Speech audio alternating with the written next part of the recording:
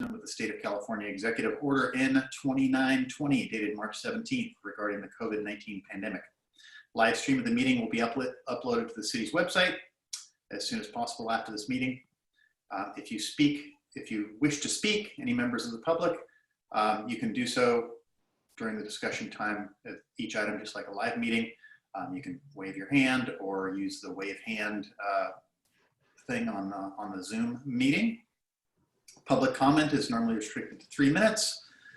And if you're joining from Zoom, again, use the raise your hand part of the application. And anyone using any inappropriate language or that sort of thing will be muted and removed from the meeting room. If you did submit a public comment before, it is part of the record and it has been passed on to us. So today's meeting, let's do a tree board meeting, and then we'll follow up with a design review meeting, mainly just to approve some minutes from our last design review meeting. So we've got a couple things on our tree board. But before we get going with that, let's do a roll call. If the staff could call roll for us, that would be great. Sorry. Yeah, so let's start with Lars Langberg. Here. Ron Harry. Here. Cary Bush. Here. Sorry. Chair Ted Luthen. Here. And also Christine Lovell, as Cary noted in the beginning, did tell us that she's not going to be available today. So I believe that covers everyone. Perfect. What about Gregory Beal? Yeah. And Gregory Beal, who is not here but is an alternate. Gotcha. Thank you for catching that. Okay. Thank you, Alan. Do we have any comments from the public regarding items not on our agenda? Anybody just have anything to say? Seeing none, let's move on to our regular agenda items. We've got 2 items. Item A is tree removal permit, 699 Gravenstein Highway North. I think this is a continuation or a follow-up on a previous application of the same property. All right. Thank you for that introduction. And yeah, so this is a follow-up permit to that one that you guys last heard, I believe, in August of 2019. So this current application is requesting to remove 6 additional trees, which includes 1 redwood, 1 oak tree, and 4 alder trees. And the reason for this request is due to the 4 alder trees are diseased, and the redwood tree is causing damage to a building's foundation, and the olive tree is causing damage to the asphalt parking lot and lifting up the parking lot. So I do want to mention that typically tree removals require a 2-to-1 replacement.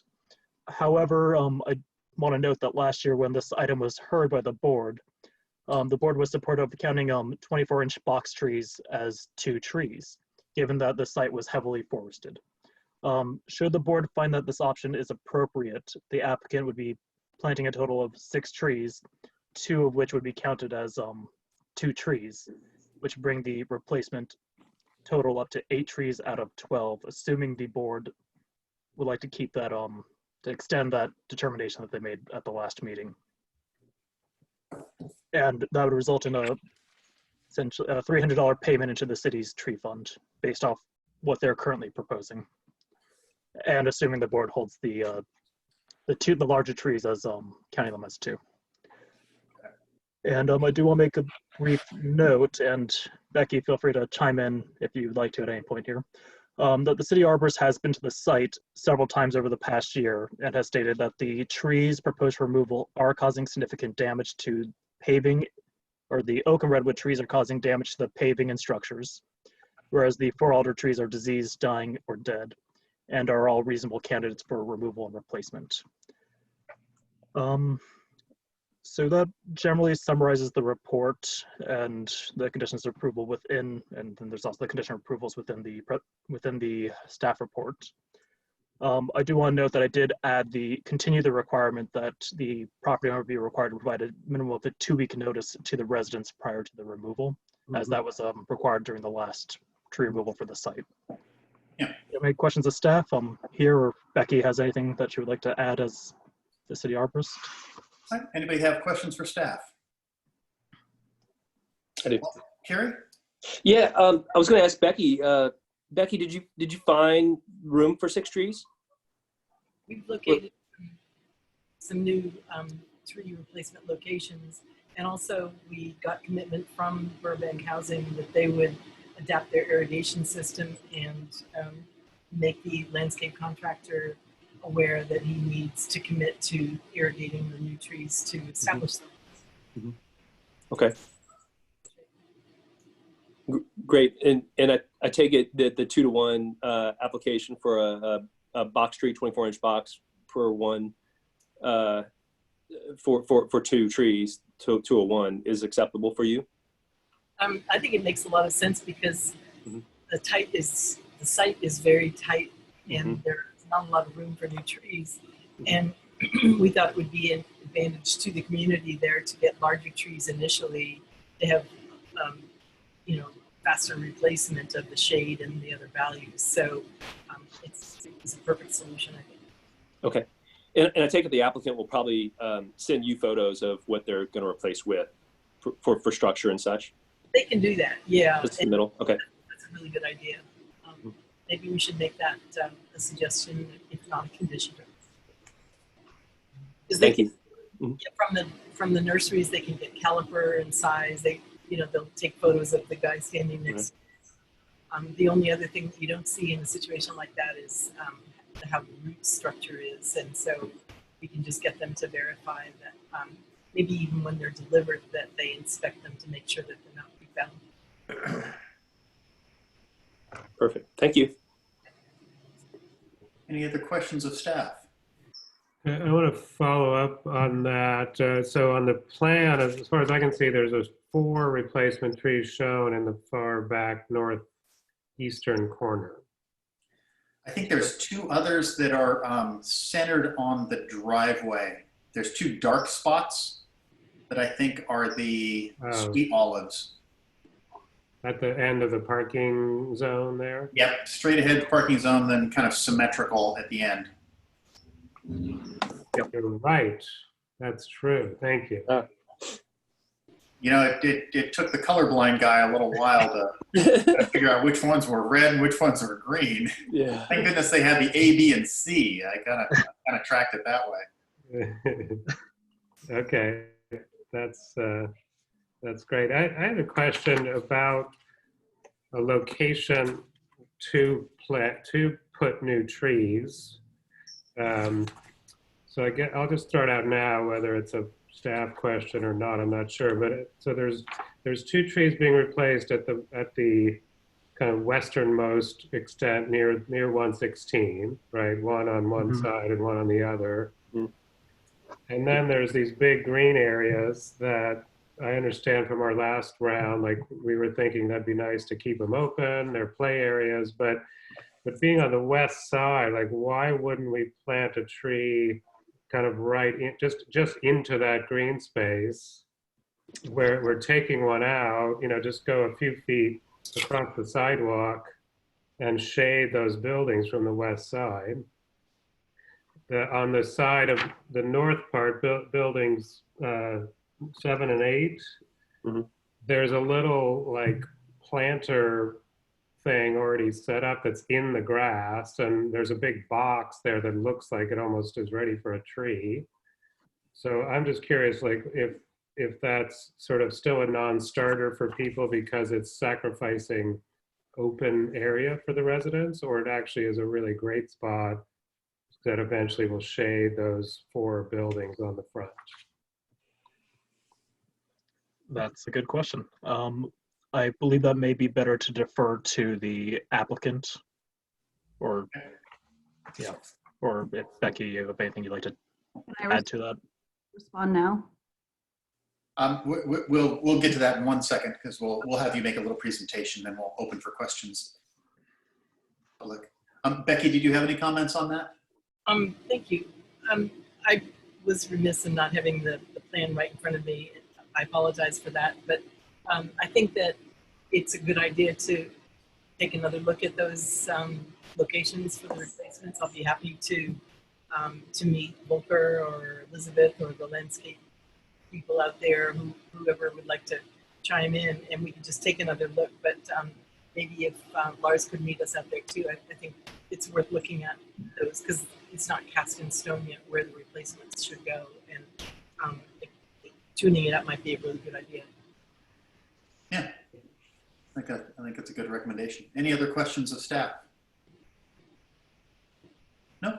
All right, seeing none, does our applicant have a presentation? Want to talk us through this a little bit? Well, like it was mentioned, we are open to modifying the locations. Just we just need to work that out before we do our irrigation, please. And then just to quickly address the issue area adjacent to buildings 7 and 8. That area is going to be like a little community garden, vegetable garden. So that we'd have to look at that closely to make sure that if there was an opportunity to shade the buildings, but not necessarily shade the garden. So that's just a little explanation. The rest of it, I think, has been fairly well explained. I think that the damage to the building is the one that we're the most concerned about. And then also the dead trees, having those removed. Makes sense. Okay, do we have anybody from the public that would like to offer any input? Any comments from the public? Do we receive any via email or? Oh, Alan, you're muted. So I haven't received any comments on this project at all to date. Okay. And if it's okay, I would like to unmute Daniel just to see if he has any questions. I saw he joined a little late. Sure. Or looks like his mic is off by his, or maybe I'm not a host. Hi there. This is Daniel. I'm down in Valley View Court, and I'm not sure it's the issue that I just joined here, so I'm not sure you're talking about the issue that I joined for. That's the next item. Yeah, thanks. I'll mute myself. Okay. Any questions of the applicant? No. And I guess my only question is, how did I remember when this came to us a year ago or something like that, there was a lot of concern by the residents.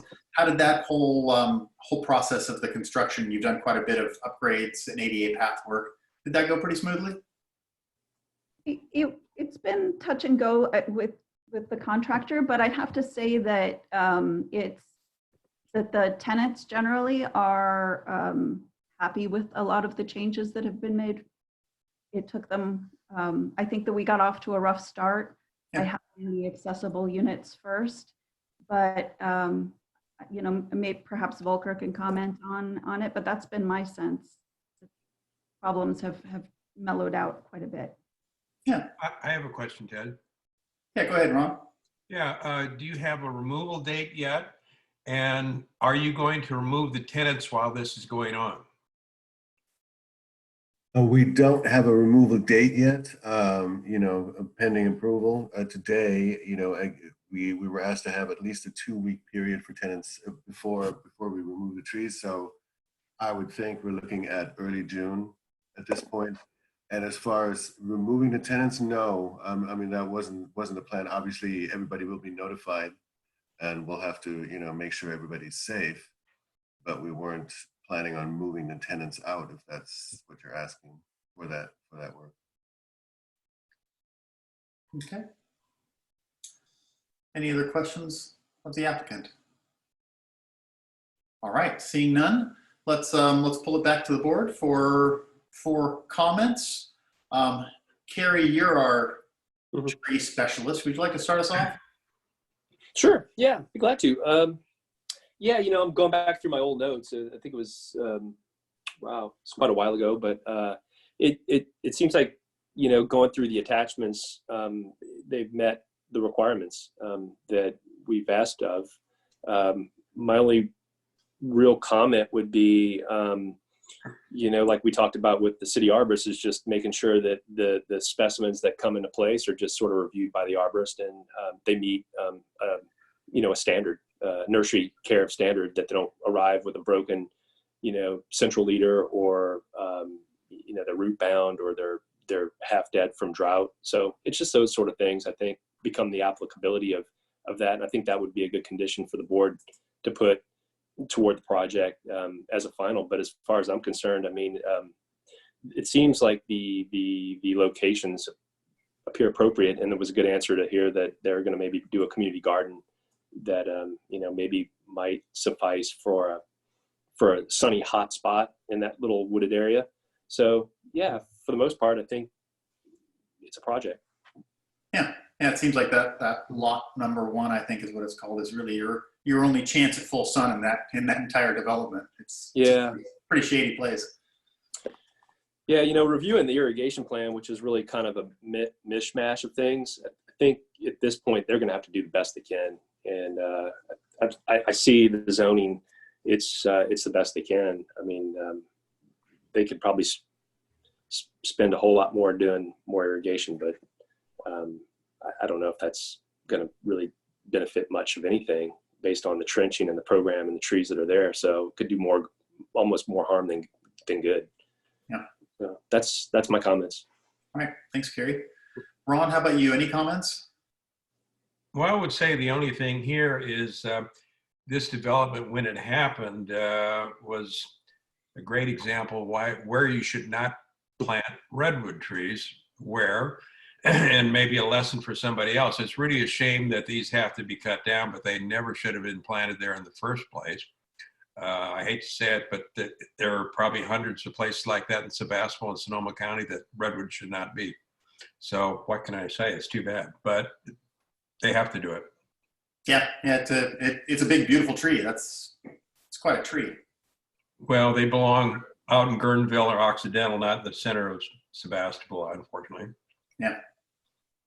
All right, thanks, Ron. Any comments, Lars? No other comments. Yeah, and I don't really have any comments. I think these were trees that I saw when the application first came in. I went, oh, there's a number of other kind of dead trees here. So I'm glad to see that that these are being taken care of, and I think the improvements that are happening in that property look good. So I'm supportive. I like Cary's idea of a condition that the arborist have a look at things when they arrive from the nursery. But other than that, like Cary said, I think we've got a project here. Someone want to make a motion for conditioned approval? I want just one last thing. I guess Yeah. we talked about other potential locations. So I don't know if we just leave that up to Becky and the applicants to decide, or how we want to handle that. Yeah. So you were talking about lot 1 between buildings 7 and 8, and were you also thinking maybe where removal B is between buildings 5 and 6? Yeah, correct. That sort of deal. Right. Yeah, maybe we add a recommendation that Becky go back out and just have a look. If the veggie garden is going on lot 1 by 7 and 8, we probably don't want one up there. Mm-hmm. But building between 5 and 6 might be an appropriate place for one. So maybe we add that as a condition as well. Sure. I don't know. I don't think we should add that. I think that should be up to Becky. Okay. This is a computer thing. It's if we were standing there on location, then maybe, but I think just let Becky do it. That's more her line of work anyway. I'm okay with that as well. I think that's the recommendation. Yeah. It works for me. Sorry, it looks like Becky's trying to say something. Mind if I unmute her? Yeah, please do. I'm sorry. I can offer to meet Lars out there if he would like to help tune up the replacement between locations.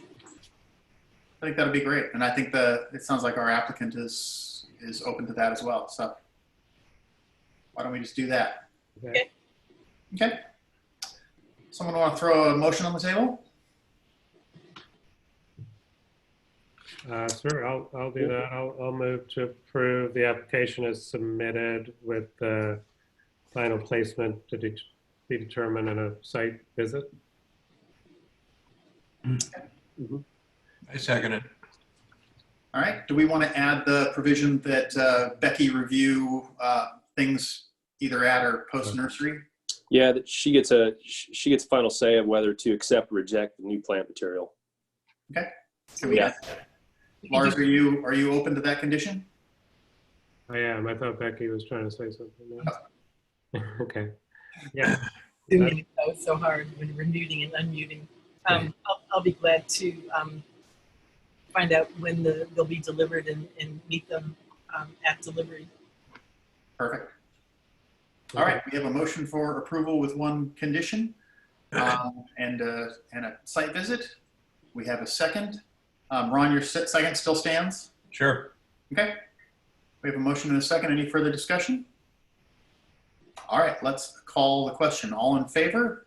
Let's just do it one by one. Ron? Aye. All right, Cary? Aye. Lars? Aye. And I am aye as well, so the motion carries unanimously. All right. Thank you to our applicant. Good luck out there and keep up the good work. The place looks good. Thank you. All right, thank you. Good to see you all again. All right, moving on to our second. More trees and look at that, more redwoods. What do you know? Ron's right, they're everywhere. All right. So if we're ready, I'll give a brief presentation and where we're at. Okay. This application is requesting to remove 6 coastal redwood trees in the common area of the Green Valley Vista condominiums. And I apologize if I got the name wrong. I was going off the record map. In front of the units 8301 and 8311 Valley View Court. In addition to removing these 6 protected trees, there's also 3 dead birch trees located a little bit northwest of this location on the HOA property as well, which will also be removed, but do not require a permit as they're already dead. So the reason for the removal of the 6 redwoods is that they're located in a very tight location that has gas, electrical, and cable lines running through it, and the roots are beginning to cause issues for these utility cables, and is also causing some additional damage to the pavement nearby. So the applicant's currently proposing to replant 6, and I'm going to probably butcher the pronunciation here, but Montes crepe trees, which is a species recommended by the city arborist. Initially, the applicant is recommending a different species of crepe myrtle, but revised based off the comments provided by the city arborist. The applicant's proposing to plant 2 of the crepe myrtles in the location where the redwoods currently stand, and I believe the other 4 crepe myrtles proposed are located where the dead birch trees are currently located. Initially, staff was looking to do the full 2-to-1 replacement, but however, upon conducting a site visit of the site and really assessing it, it looked like the HOA had planted several new trees located a little further down the driveway on the west side. And also, it seems like there's only one place that really made sense, and it was the only existing lawn area a little bit further west of where the redwood trees are currently located. And I was kind of debating it, and ultimately I did recommend the 1-to-1 replacement just because I feel like having a little bit of natural open grass space is a valuable asset to this type of use. And yeah, that concludes staff's report. If you have any questions of me, I'm happy to answer them, or Becky would like to add anything to that, she's more than welcome to. Sounds good. Anything to add, Becky? Yes. The initial crepe myrtle that was proposed as a replacement is one of the smaller cultivars, and so I thought that the goal of the tree ordinance in Sebastopol is to try to get as much tree presence and shade and stature as we can achieve, and so the Natchez was a cultivar that's a lot taller, and so it will provide better shade and more presence there in tight spaces. It's an upright growing variety too, so I think the replacements are appropriate for the site. Sounds great. Thank you. Any questions of staff? Um, Yep, Carrie. yeah. So Becky, this is more of a technical question, but I was just curious, if they remove the redwoods, they grind the stumps, how do, I mean, I love crepe myrtles, but how will they do in the existing X root presence of redwoods? Do you know anything about that? Well, grinding the stump is going to be key there because the redwood roots take up a lot of space, and the crepe myrtle roots aren't anywhere near as aggressive and invasive and voluminous, and so I think that they're going to tolerate the tighter conditions without interrupting the utilities as much. And it was kind of a balancing act to try to find something that could be replanted in those places, which were some of the few places on site where it was suitable to put trees without. And I'm not always a big crepe myrtle fan because it's sort of like almost like pretending to put a tree in place. So these seem to be the best compromise for those situations, and I think the roots will tolerate. There shouldn't be any conflict with existing redwood roots if the and it's going to be tricky because the redwood roots are already sort of interfering with utilities and into hitting meter boxes and things like that. So it's going to take a little bit of care from the contractor. Okay. In soil conditions, do you feel the soil conditions will marry the new proposed conditions? Yeah, generally, the best solution, I've seen this over and over again, is just to plant basically in native soil with just a small amount of amendment, maybe 20% or less of any kind of organic material. Because if they put in too much organic material to try to fluff it up, then as you know, it decomposes and then everything sinks and you get crown rot. So I think just basically planting in the native soil and adding a little bit of fertilizer and just making sure that they get irrigated to establish them is the best we can do. Okay. Thank you. Sounds good. Any other questions of staff? Nope. All right. Seeing none, does our applicant, would our applicant like to make a presentation?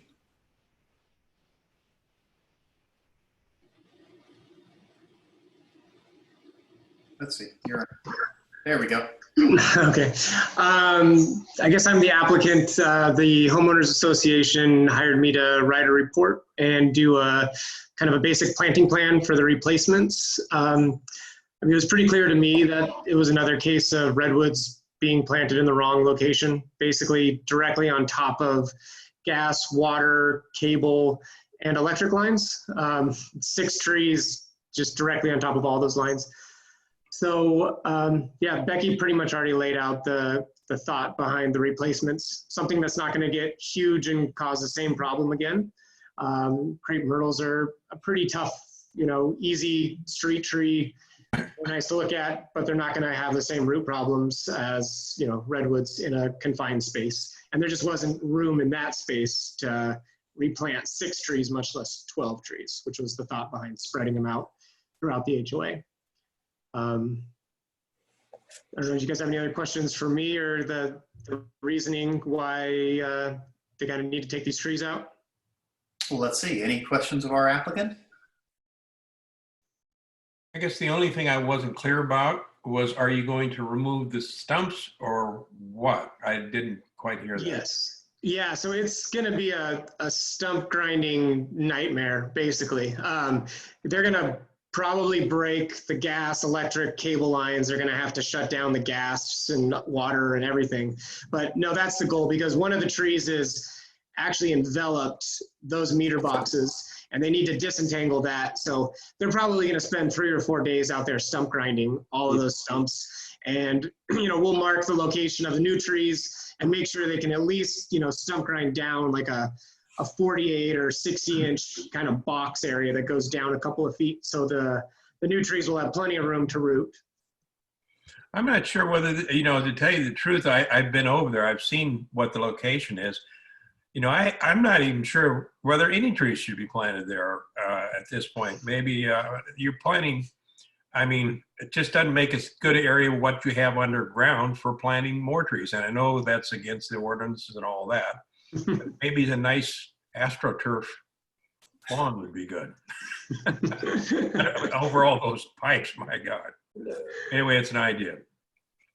I wouldn't disagree with you, but I mean, like, I think that the homeowners probably want something there. And, I think Becky agreed that as long as, a smaller new tree doesn't create the same problem farther down the line, I think it'll probably be okay.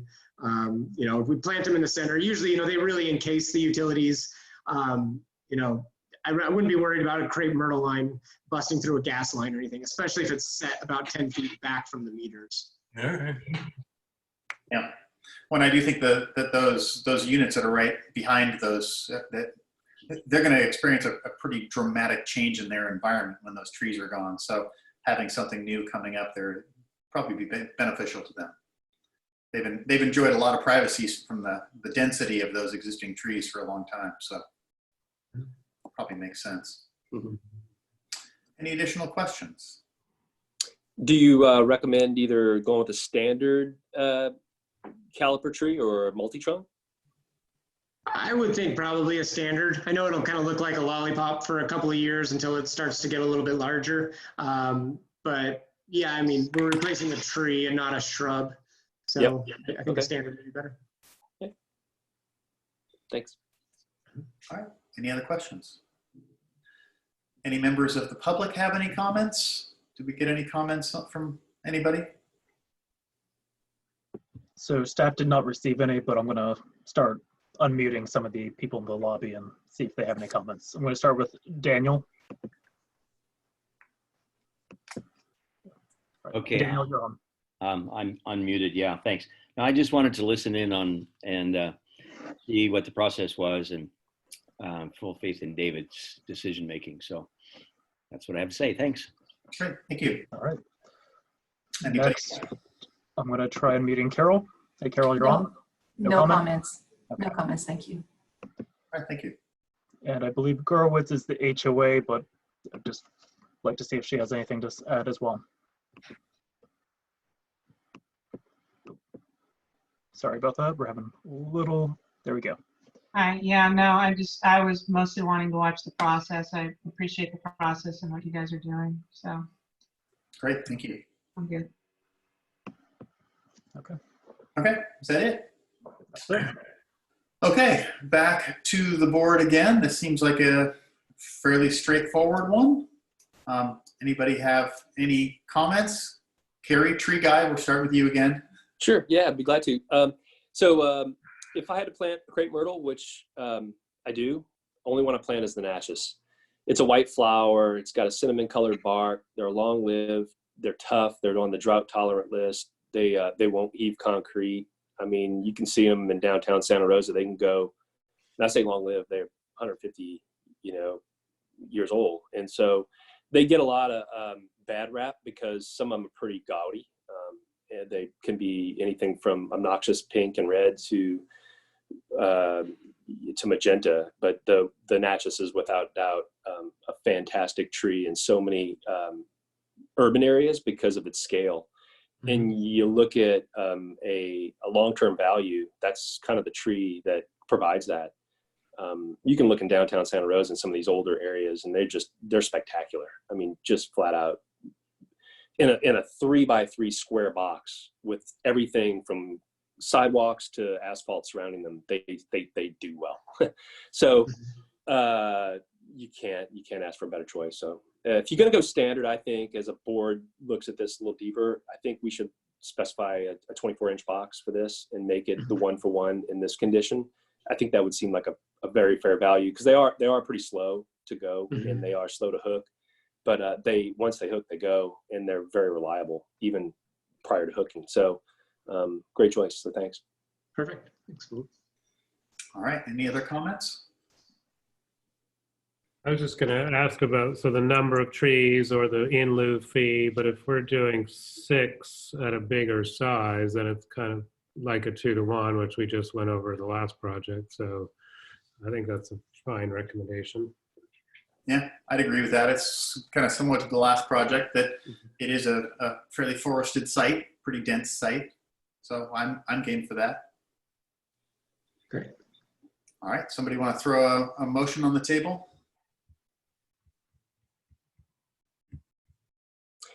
Well, I'll be glad to do that.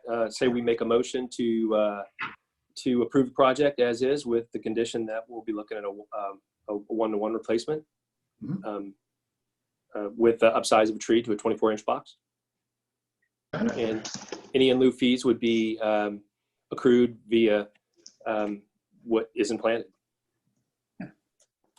Perfect. Actually, they're already specified as 24-inch box on the plans as well. Oh, did I miss that? I'm sorry. Oh, no problem. It's on the L1 sheet. Yeah. Oh, perfect. So yeah, we'll give you credit for that 24-inch box for 2 trees. Perfect. I think that's a great idea. All right, and then we just have a straight up approval. Okay. Yeah. Great. So we have a motion to approve. Can we have a second? Sure, I'll second it. All right, motion to approve in a second. Any further discussion? Seeing none, I will call the question. Kari Bush? Aye. Ron Harry? Aye. Lars Langberg? Aye. And I vote aye as well. So again, the motion it passes unanimously. Thank you very much for bringing it, and look forward to another successful project. Cool. Thank you guys very much. All right, thank you. Okay. And I think that brings us to our end of our tree board, correct? All right. And Ted, sorry, Becky, did you have something? Yeah, Becky. Oh, I just wanted to thank you for setting up the format. It worked well. Yeah, and I'd like to thank Becky for your continued input on these projects. Really appreciate your reports. Thank you. Really appreciate your recommendations and your guidance. So thank you, Becky. You're welcome. Thank you very much. All right. Anything else, Cary, before we move on to design review? I wasn't sure if you wanted a planning department update report. I don't know if we skipped over that or just. Oh, yeah, we did skip over that. Yes. Planning Wait a general minute. interest. Okay, so and I'm a little scattered because there's been a lot of random different meetings going on today. But just to update on a few items, we did present the level of service report, annual report to council last night, so they have received that report. It had, it has growth metrics in terms of housing production and water use, new water connections, sewer connections, stormwater levels, those types of things, as well as other fire and life safety, like police response times metrics. So it's a pretty long report, and actually Alan put it together this year and gave it a table of contents that is hyperlinked. So if you do want to go look at that, it's on the city's website under archives, meeting archives for the last night's city council meeting. And you can skip around pretty easily to any items of interest, and happy to answer any general questions on that as well. And then they also approved the planning department applying for a local early action planning grant. This is similar to the SB2 grant that will be funding the objective design standards work by the committee, but it'll allow for some additional work to try to increase housing production. And the other thing that we're working with council on, the planning department is trying to do some business support. So we do have our website up and running. If you click on the COVID-19 resources that's on the homepage, you can get to a list of open businesses as well as their specific hours, website links, and those types of things. We've been trying to keep that up to date as more businesses are allowed to come online. The city council has also authorized a couple of curbside pickup locations, particularly along Main Street, where to be able to reserve parking for people who are doing, as people start to do, open and do curbside delivery, or need to go in, run in and pick up an order they've already ordered online. We're also looking at, as things do reopen, if there's a way we could either expedites use of sidewalks, as people might need to, for restaurants specifically, be doing outside dining when inside dining isn't allowed, or utilize on-street parking spaces or public parking spaces on lots, or utilize some of their private parking lot areas to be able to expand and provide either curbside delivery. And I know there's a few in town that are already doing that, just right out in their parking lot with the pop-up tent.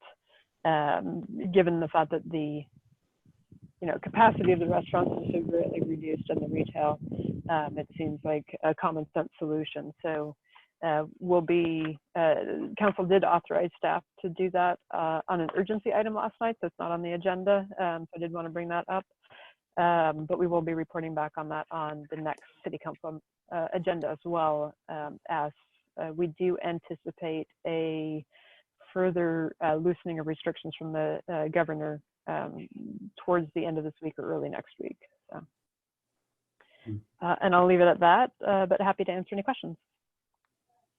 All right, thank you very much. Any questions? Did you say, you said we could use parking spaces for restaurant outdoor dining, something like that? Right, that's the concept, and the governor has not released, and the county health officer therefore also can't release any loosening of that restriction. However, we're aware that the governor is probably working on that, and of course, Sonoma County has applied for a variance and to be able to do further loosening, which would the main one would be the outdoor dining, with indoor dining rooms still being closed. So we're looking at ways of doing that, and as staff will be reviewing and making sure there's not a big conflict with, surrounding uses and things like that. But we wanted to be able to try to get some flexibility, especially for those restaurants that, like Sunshine Cafe or K&L has a little bit, but not much, or others that. East West Gypsy, those that don't have any outdoor seating at all available at this time to be able to operate if they wanted. Yeah, that would be great. Makes a lot of sense. Mm-hmm. Well, and if I'm not mistaken, the city has a parklet ordinance, which is so you can do a parklet in a parking space if you apply for it. Thank you for bringing that up, Lars. The other thing that is a part of that is our engineering manager has requested from Caltrans the ability to do parklets along Main Street. That I know we did that for a one-day event in the past, where we had an approved encroachment permit from Caltrans.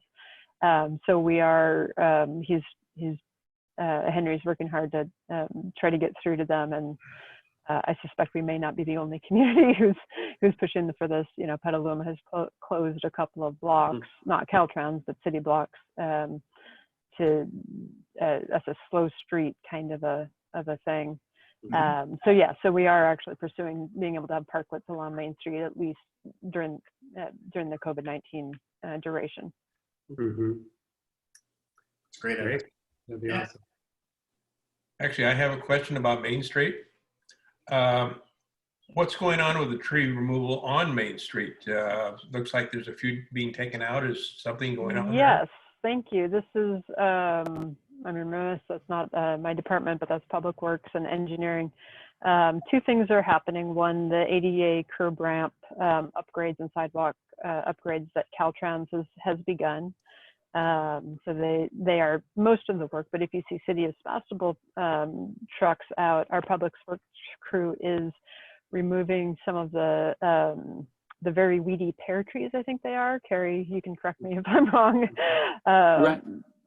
And we're taking this opportunity. We basically were waiting for the Caltrans work to coincide to do the removal, and then we'll do the replacement with Cary's favorite tree, the Natchez myrtle, I believe. So that'll be the portion of that. Those tree removals will be replaced with new trees when Caltrans is done. I think a new name for Sebastopol would be Craig Myrtleville, right? It's probably better than Well, Redwood. if it were me, I'd probably lobby for Gravensteins, but they don't really get tall enough for the 6-foot height clearance for pedestrians. Okay. Think fastigiate. Fastigiate. That's the word of the day, fastigiate. Or senescence, if you like fall. So anyway, okay, we'll stop there. Sorry. All right, thanks, Kari. Actually, Cary, I have a question. Do you know any status of the Hotel Sevastopol? Yes and no, I should say. And actually, the city manager gave an update last night. They have contacted us to let us know they are still fully committed to the project. However, wanting to discuss implications to timeline of what's going on right now. Mm-hmm. So the city manager and I, and assistant city manager, are looking to meet with them next week to discuss that. They're, just for a little bit more information, their current entitlements, they did receive an extension from City Council for the design review approval, which is valid until next March, by which time they would need to pull a building permit. And their use permit, the Planning Commission granted them the final extension they're eligible for last fall. I believe that was October, sometime in October is when that approval would run out. And at this point, that application has both of those. The way our approval system works is, I believe you get 3 years for both of those entitlements when it's initially approved, and then planning directors are able to approve a 1-year extension, and then they are able to apply for an additional year from the actual bodies that granted it the final entitlement. And so that was the reason the Planning Commission and City Council heard those extensions. But you don't know the status of their building permit plan check? Like, I know it's pretty far along in that. I believe it is still pretty far along. The city has changed building official contract. We will be looking for a new building official, I believe, at some point, but obviously recruiting at this time is very difficult. So that isn't happening right now. Right now, Daryl Phillips of Phillips Seabrook is and he has a dedicated inspector, Steve, who I met and Ellen met actually last week when we did a site visit for a project.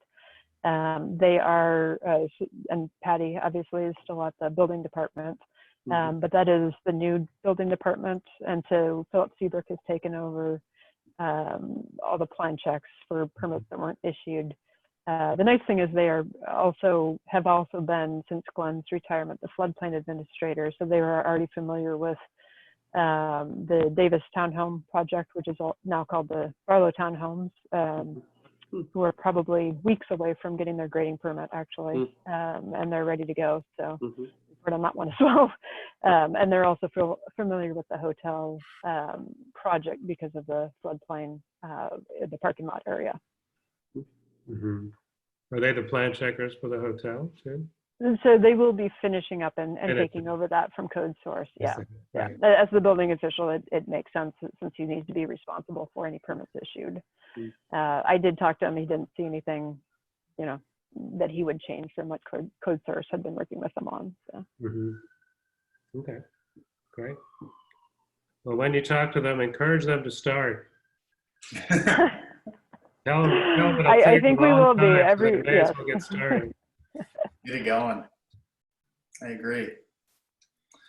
All right, thank you, Kari. Yeah. Let's see. So I think we can move on to our design review board portion of our meeting. And really, we just have one item, and that is the approval of the minutes from our special joint meeting with the Planning Commission. So there were minutes associated or minutes distributed with our packet. Did anybody have any comments or correction on minutes? I did not. No, I did not either. It was fairly minimal. It was more of a listening meeting than a speaking meeting. So. I just say I appreciate that you guys brought that to us. Thank you very much. Yeah, that was very informative. Good stuff. You're welcome. And if any of you do think of additional questions or things that you'd like more information on, just please let myself or Alan know. Okay. Sounds good. Yeah. All right. So if we have no comments on meetings, can I get a motion to approve the minutes? Sure, I'll move to approve the minutes. All right, we have a motion. How about a second? Be glad to second that. Second from Kari. Motion and a second. Any discussion? Seeing none, let's call the question. All in favor of approving the minutes? Ron Harry? Here, I. Aye. Lars Langberg? Aye. Kari Bush? Aye. And I am an aye as well. So minutes are approved. And I think that concludes our agenda for today. We're going to adjourn to our design review board of June 3rd, assuming we're having one. And I think that's it. Thanks, everybody. Thank And you, Ted. actually, we can probably check with Alan just to see whether or not, I believe we'll be having a meeting, but just, Yes. So the next item, sorry, I'm trying to get everything caught up in my brain here. Let me take a quick look and just see where we're at with the next item. just to let you know that we do, I believe we do anticipate having a meeting at the next, on the June 30th. I would always appreciate a heads up, so just to let you know whether or not. Yeah. Good to know if something's coming down the pike here. Yeah, and of course, sometimes things need to be pulled because of an issue we find as we're doing analysis. So I'm looking through and I don't, off the top of my head and what I'm checking my charts, I don't think we have anything come to the DRB the next meeting at this moment. Okay. I'm just oh wait, sorry, I got it. I believe we're going to have a sign exception / sign permit go to the DRB at the next meeting. Okay. It's sorry, I'm trying to get back there. So probably short, but it's and as a preview, it is for the Jaspers on, I don't know whether Sebastopol. it's, Sebastopol or Bodega at that point. And they have already installed a sign. It's oversized. So if you do want to go look at that in the meantime, feel free. But. Thanks. So that one, it's not 100% locked and loaded, but I feel fairly confident you'll be seeing it soon. Sounds good. All All right then. We'll talk to you all again on the 3rd.